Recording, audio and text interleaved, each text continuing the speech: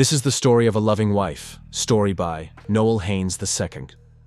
Sometimes, love hides secrets we never expect. My name is Joy Dunbar. I'm a nurse and a loving wife to my husband, Carl Dunbar, with whom I've been married for over 10 years. We have a 9-year-old son named Danny, whom we both adore very much. We have a lovely house for all of us to live in, and life couldn't be better for us. I'm especially happy for today. You see, today marks our 10th wedding anniversary, and my husband and I are going out to celebrate. However, before we could celebrate our anniversary, I had to do some last-minute shopping at the store. While I was out shopping, I saw something that broke my heart and crushed my soul.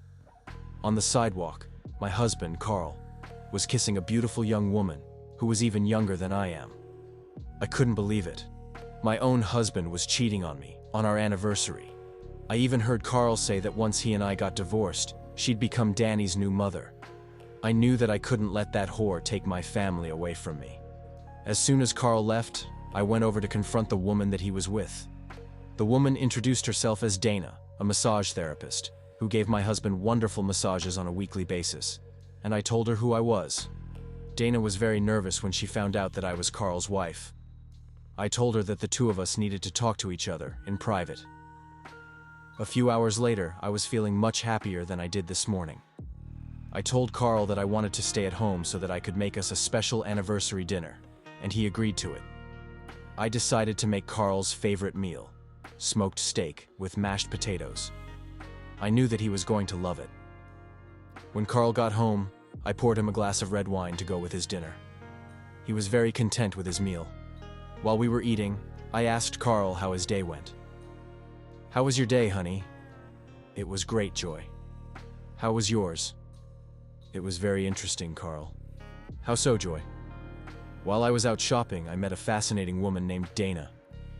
The second that I mentioned Dana's name, Carl choked on his wine as if he was about to throw up.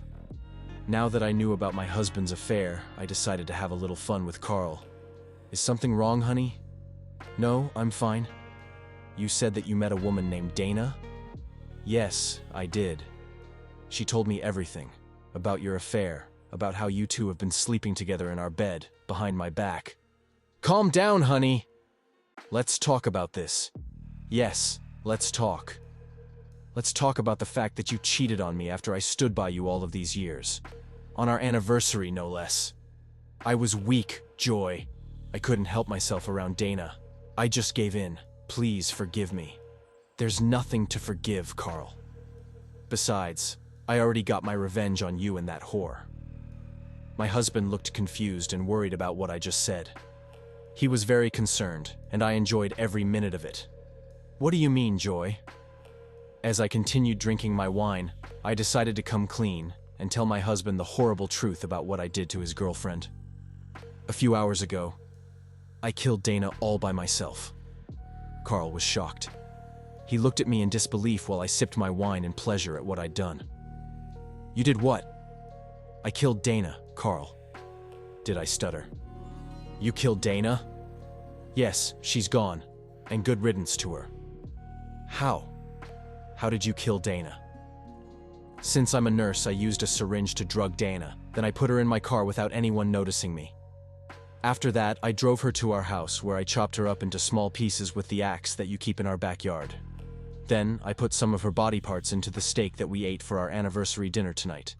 And it was a very satisfying dinner, if I do say so myself. My husband was so horrified to learn about what I'd done to his mistress that he vomited on the floor, and honestly, I couldn't care less about how he was feeling. Dana was gone, and I didn't have to worry about her stealing my family anymore. After my husband finished throwing up, he asked me, "Joy, how could you do such a thing?"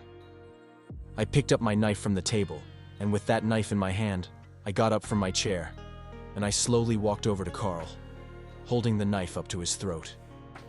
"Because I'm your loving wife, Carl. I love you, honey. And I want you, Danny. And I to stay together as a family. Forever. Don't you want the same thing that I do?"